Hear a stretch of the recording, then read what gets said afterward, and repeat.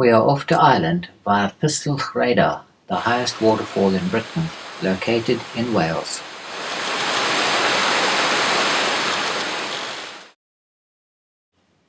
Having seen the carving to the spiritual guardian of the waterfall, we have walked down to the bed and breakfast and catch our first glimpse of the waterfall hidden in a wintry mist.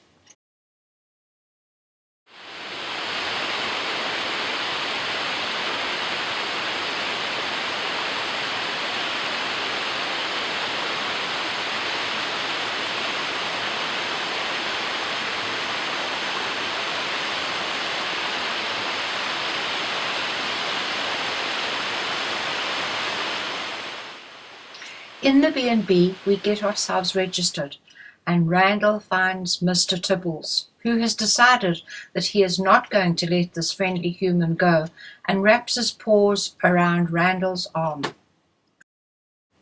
Upstairs, above the restaurant, we have a double bedroom, a small kitchen, and a lounge with a veranda overlooking the waterfall. The mist has eased a little bit, and this is our view.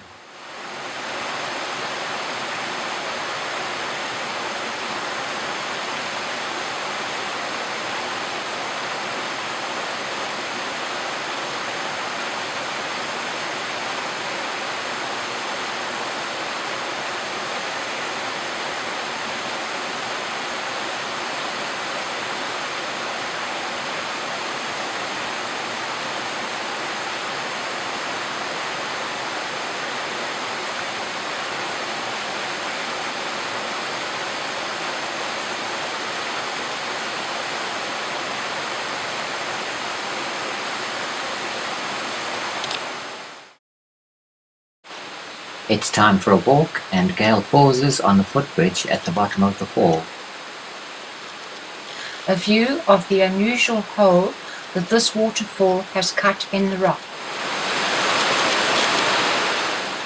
Gail sits in the serenity of the forests that surround the waterfall. The upper story of the B&B, with our balcony in the centre as viewed from the footbridge. We leave the talking to the scenery.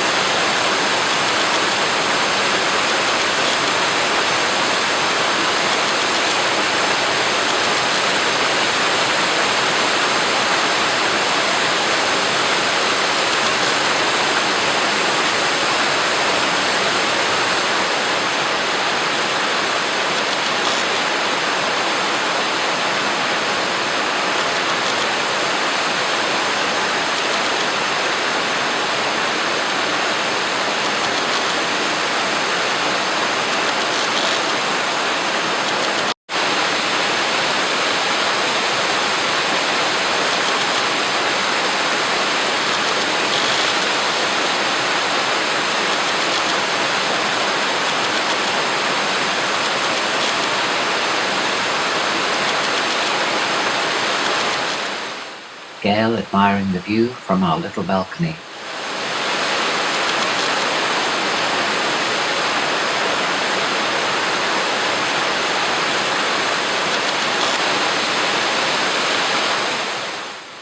Being watched as I explore downstream on the other side of the river below the waterfall.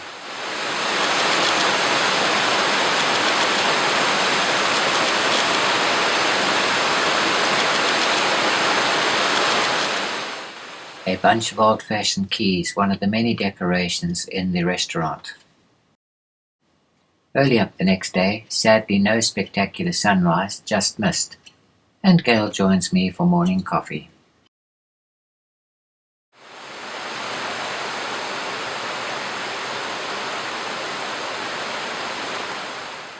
A last look at the waterfall, and then the view down the misty valley as we continue towards Ireland.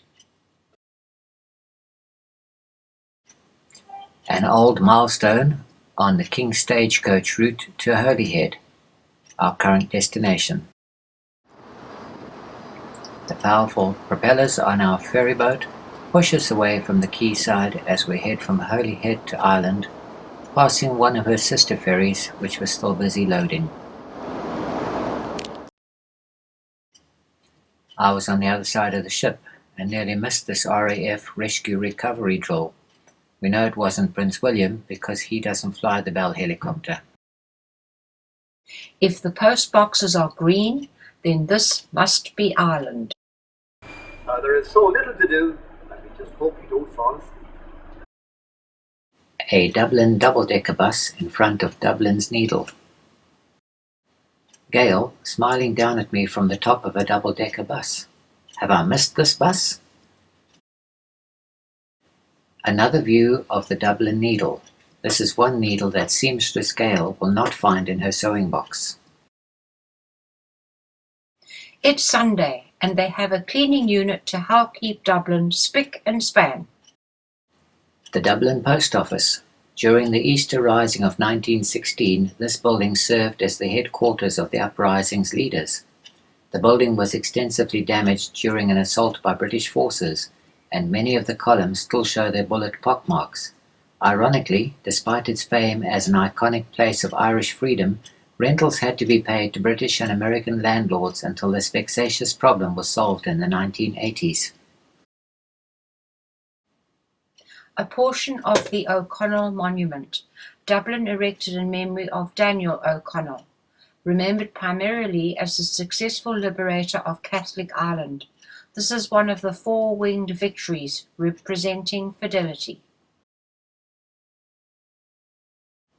The Bell Tower, Trinity College, Dublin. In Dublin's fair city, where the girls are so pretty, I first set my eyes on sweet Molly Malone. She wheeled her wheelbarrow through the streets, broad and narrow, crying cockles and mussels, alive, alive, oh. Just outside Trinity College, we find the memorial to Molly Malone, made famous in the fictional song about a beautiful fishmonger who plied her trade in the streets of Dublin, but who died young of a fever. Gail joins in with a street busker with a vest of badges to match those on Gail's travel memory lampshade.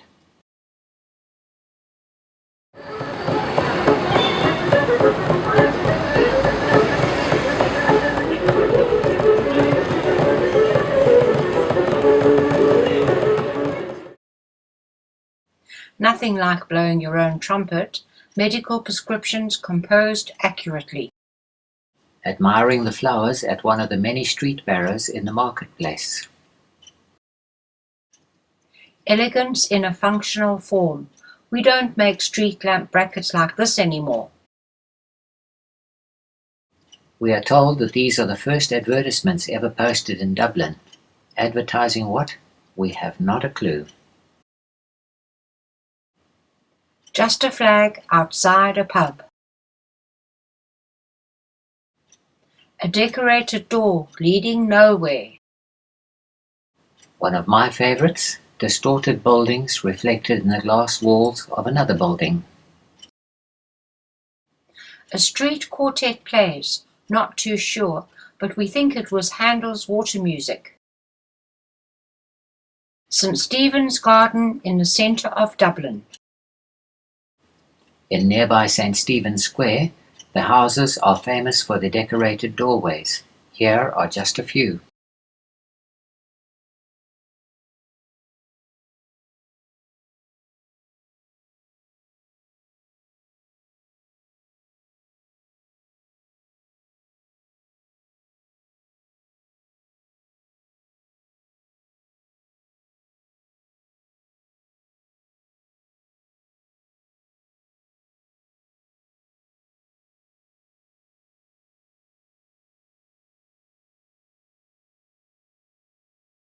Coffee in a street cafe.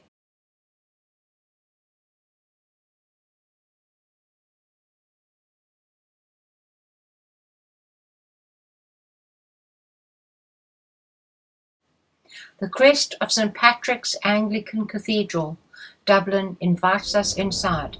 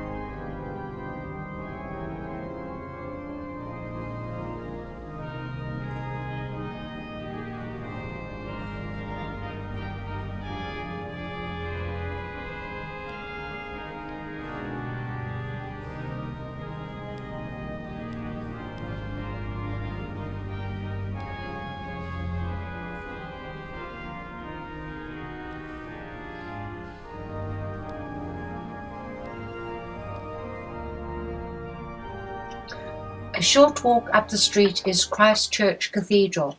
Having spent quite a time in St. Patrick's, we decide not to go inside this one. Horse carriage rides through the streets of Dublin are very popular, but very expensive.